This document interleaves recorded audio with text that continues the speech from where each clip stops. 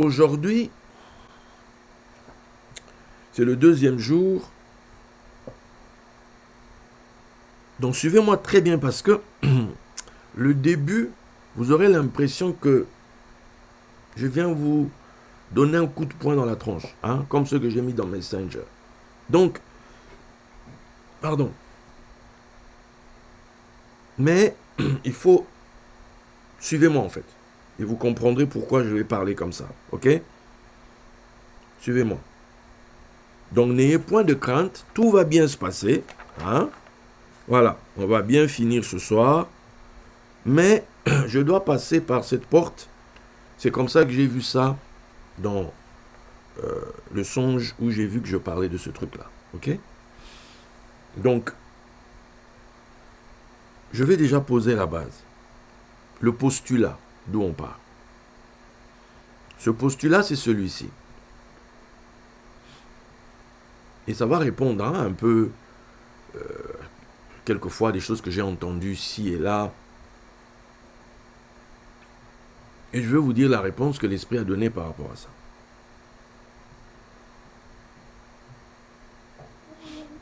Postulat de départ, vous êtes prêts? On serre la ceinture, ça va bien se passer. On ne sert pas Dieu pour l'argent, car même des méchants ont de l'argent sans avoir Dieu.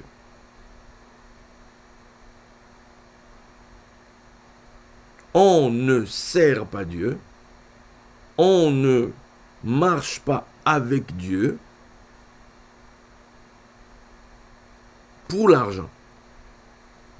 Car même des méchants, c'est-à-dire des gens qui ne marchent pas avec Dieu, ont de l'argent sans avoir Dieu. C'est là que vous dites, ça y est, c'est l'inondation, on est perdu. Qu'est-ce qui se passe? Est-ce que Daddy se rend compte de ce qu'il dit? Est-ce que... Doucement. Il faut comprendre pourquoi cette phrase a été dite.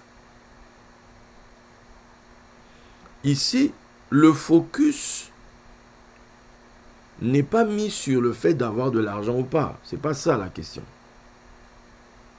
Ici, le focus, il est sur le fait de avec Dieu. Quand Dieu appelle un homme, quand Dieu appelle une femme, quand Dieu nous appelle à lui, l'argent est secondaire. L'argent, c'est après. Ok? Il y a des gens, pour avoir de l'argent, ils vont te dire, tu veux de l'argent? Écoute, fais du commerce. Tu veux de l'argent? Mais va bosser. Tu veux de l'argent? Bref, quelqu'un à qui tu dirais, moi je sers Dieu pour de l'argent, il va te dire, il y a un truc qui cloche. Parce qu'en réalité, c'est bien plus que cela. Je répète, c'est bien plus que cela. Hier, on a parlé du 93. Le fameux 93 qui paraît le matin au lever du soleil et qui disparaît, si on peut dire, et mis à couvert au coucher du soleil. Donc c'est quelque chose qui accompagne le soleil, en réalité. C'est intéressant, 93, si tu le divises par 3, tu arrives à 31. 31, c'est elle. Elle, c'est Dieu. Ok? Aleph, Lamed, dans le sens de l'instructeur, si on peut dire comme ça. L'enseignant. Et pour le coup, il est complet. 31 fois 3. Ok? Donc, celui qui va à la croix, c'est donc un disciple qui doit devenir comme son maître. Et quand il est achevé, quand il est complet, quand le témoignage des sept, les sept esprits, les sept ustensiles permanents qui sont là, qui regardent qui est la personne qu'on nous a emmenée cette fois-ci, et qui se posent la question, entre vous pensez que lui va le faire? Bon. Lui va arriver à décoder? Bon. Mais, quand quelqu'un a achevé, quand la personne a fait tout le parcours, alors l'héritage complet est relâché.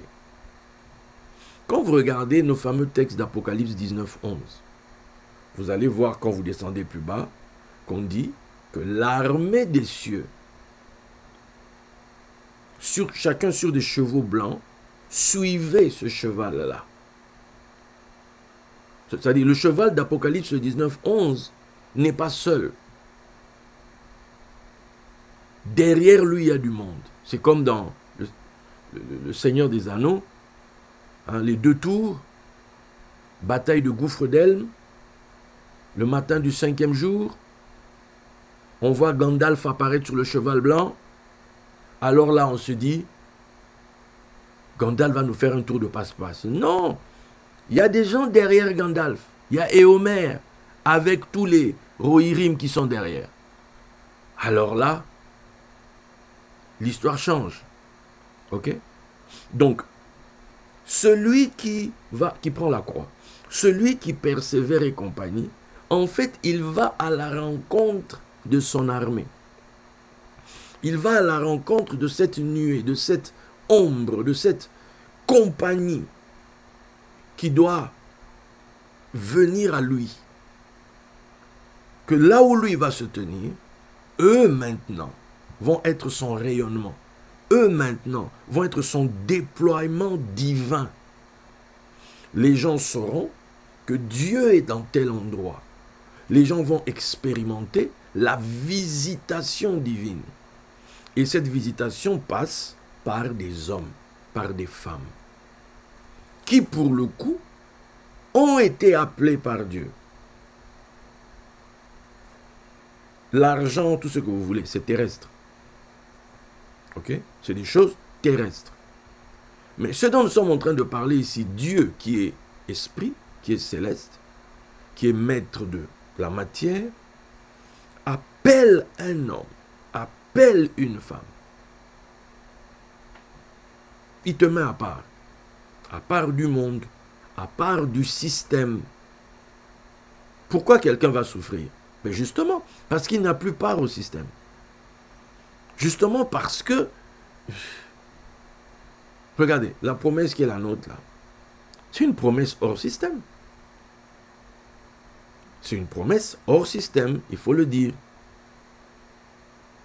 C'est une promesse faite, on va dire sur mesure, pour que quelqu'un reste attaché à Dieu, c'est-à-dire reste hors système. Avec tout ce que cela peut créer comme stress, comme panique par rapport au quotidien et l'avenir. Alors, si quelqu'un que Dieu a appelé hors système ne se focalise pas pour la raison de l'appel, c'est que vraiment il n'a pas compris. C'est que vraiment il n'a pas compris. Regardez, il y a des fois, il y a des séminaires, je dois prêcher, je parle par expérience, hein. Il y a un direct, des fois, certains écrivent, Daddy, je ne pourrais pas être là, je regarderai plus tard. C'est quoi la raison? Je travaille. Ok? C'est ça la vraie raison. Je travaille. J'ai un emploi. Je suis encore dans le système. Donc je suis obligé de faire avec et d'attendre le moment où le système va me relâcher, me dire c'est bon pour aujourd'hui, rentre chez toi, pour que maintenant je m'adonne entre guillemets à ma passion, si c'est le cas, à mon hobby, si c'est le cas, à mon passe-temps, si c'est le cas, bref, à cette chose de Dieu pour un peu écouter. Ok? Maintenant, vous devez le savoir. C'est que quand Dieu vous appelle et qu'il vient vous chercher, il va vous sortir du système. Pour quelle raison? Tu vois, il y a des gens qui sont dans le système, hein, on a prié pour eux, ils ont eu un travail, on a prié pour eux, il a eu une augmentation, il a eu une promotion, etc. Tout ça, c'est où? Mais dans le système. Donc, il y a des bénédictions qui t'établissent. Jacob est arrivé en Égypte, il a béni Pharaon, l'eau est remontée. Donc, il a béni le système. Quand Moïse, avec ses 10 plaies, a tout saccagé, au moment où il partait, Pharaon l'a dit, Moïse, attends, bénis-moi aussi. Non, Moïse a encore béni Pharaon, dans le sens que le système doit continuer. Le système de la matérialité. Ok? C'est le système de la matérialité. Nous sommes à la matérialisation. Ok? Donc, maintenant, Dieu vient chercher quelqu'un. D'où? Du monde matériel. Donc, Dieu qui est esprit, donc quelque part, il t'oblige à spiritualiser. Laissant derrière toi l'argent, l'or, le pétrole, le cobalt, toutes les richesses, on veut-tu voilà. Tout ça est dans le monde de la matérialité.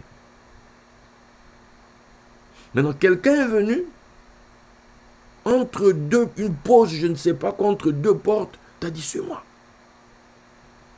Et le temps que les gens réagissent, hop, tu étais déjà dehors, tu as quitté le système. Maintenant, tu vis hors système. Pourquoi tu es hors système? Toi qui étais bien dans le système. Toi qui avais un statut dans le système. Toi qui avais une place que le système t'avait reconnue. Pourquoi?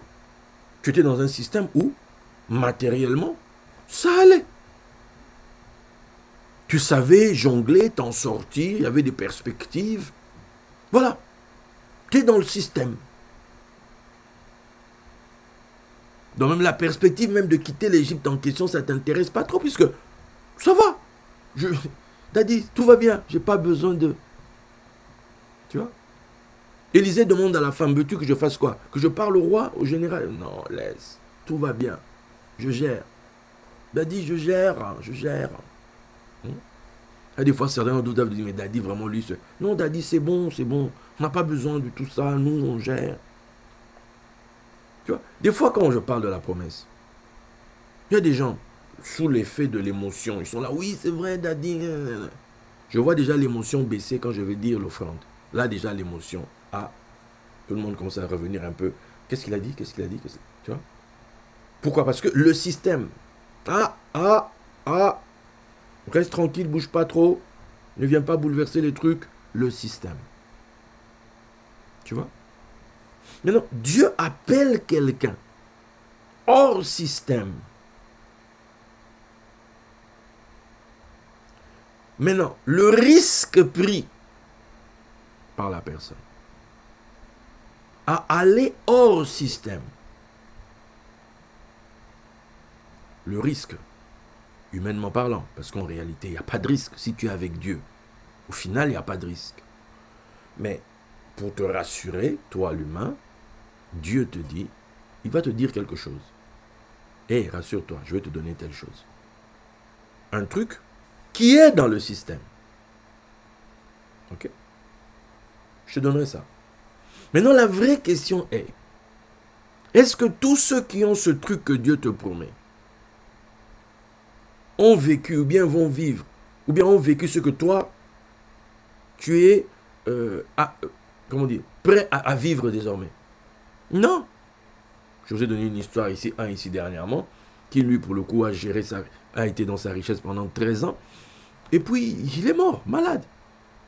D'autres même ont eu ont perdu l'argent plus tôt. Mais ces gens, on ne voit pas une once de Dieu dans leur vie.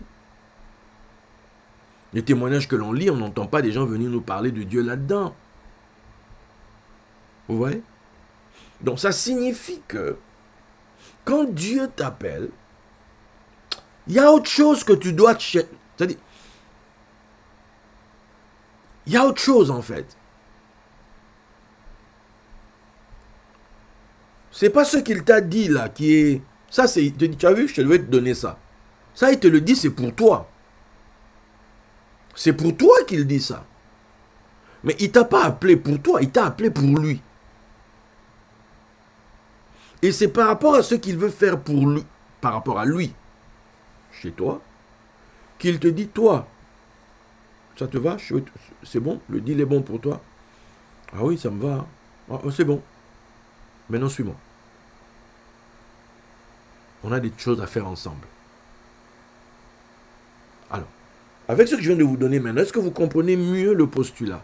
On ne sert pas Dieu pour l'argent, car même les méchants ont de l'argent sans avoir Dieu. Okay? Il y a des gens qui ont leur maison, qui ont des voitures, qui ont des comptes en banque bien achalandés, mais ils n'ont pas Dieu. Ils se moquent même de Dieu. Ok? Alors, toi que Dieu a appelé, toi qui veux servir Dieu, toi qui es là, non, moi je cherche Dieu, mettons les choses, en fait, si on regarde bien, ton niveau où tu cherches Dieu, en fait, tu cherches juste qu'on bénisse le peu que tu as dans tes mains, pour que ce que tu as dans les mains là, que ça ne se casse pas, que ça aille bien. Hein, tu vois, c'est un peu comme Job. Seigneur, et mes enfants, Seigneur, bénis-les là où ils sont. Seigneur, et regarde telle chose. Et Seigneur, mes moutons. Oh, tu vois, on est là pour l'entretien de choses visibles. Que voilà, que ça ne se perde pas, que ça soit toujours là, que tout se passe bien. On a peur, on est, voilà, d'où le Seigneur bénis-nous. Non, mais ça, d'où les gens vont aller dans une maison de Dieu, s'ils sont croyants, selon la religion qui est la leur. D'autres vont aller voir des féticheurs, d'autres vont aller voir je ne sais qui, etc., etc. Ok? Pourquoi? Pour qu'on les bénisse, pour que leurs affaires aillent de l'avant. Donc, le gars est là un peu, c'est, homme de Dieu, il faut quoi? Bon, amène tant, on va couper la poule, on va faire ci, on va faire ça. Pourquoi? Pour que l'affaire la passe, pour que, etc. Donc, on est devenu un peu comme des féticheurs. Voilà, comme à l'époque, je parlais des féticheurs haïtiens, là. On est là comme ça. Attends. Ça, c'est des enfants, en fait. Ça, c'est tu traites au milieu des profanes. Est-ce que ça ne se fait pas? Si, ça se fait. Mais ce gars-là qui vient chez toi et qui bénéficie de tes services de cette manière, c'est un échange, hein. Tu veux quoi? Oh non. Tu écoutes dans ton cœur, puis tu sens que l'esprit t'autorise, tu dis apporte telle chose, et puis tu dis juste une parole, et puis il part. Parce que toi, il y a un truc qui fait que chez toi, tu es pleinement Dieu. Chez toi, le 93 a été activé. Chez toi, l'aspect divin. Tu as ramené l'aspect divin. Qui fait que désormais, les gens qui viennent traiter avec toi, ils sont en présence de ton autorité. Tu dis une parole, tes anges ont entendu. Pour lui, là, je veux ça. Oui? Et tu vas aussi, les choses sont faites. Comme les gens venaient voir Jésus, ils étaient malades. Dis-moi une parole, je serai guéri. Oui. Mais tous ces gens-là, il y en a eu un qui a voulu s'hasarder. Un a voulu s'hasarder, Seigneur, que dois-je faire pour devenir parfait? Écoute, les gens viennent ici pour avoir des guérisons. Fais comme tout le monde. Oh, je ne suis pas malade. Les gens viennent ici pour avoir la richesse. Fais comme tout le monde. Je suis déjà riche. Ah, ok. Tu n'es ni malade, ni pauvre. Tu es en bonne santé et tu es riche. Ouais. Donc, toi, ce que tu veux devenir parfait. Ben, va obéir aux lois, fais les choses. Tu vois?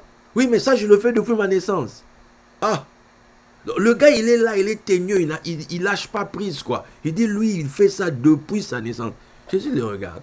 On dit, le Seigneur l'aima. C'est là que l'affaire se complique. Parce que jusqu'à présent, il lui parlait. Il ne l'avait pas encore aimé. Je ne sais pas si tu te rends compte. Jusqu'à présent, il lui répondait. Il ne l'avait pas encore aimé. Ok? C'est-à-dire, il y a des gens, on traite avec eux loin, loin. Il y a des gens, on traite avec eux. Apporte ton offrande, pose ça là. Tu as posé, que le Seigneur te bénisse. Merci.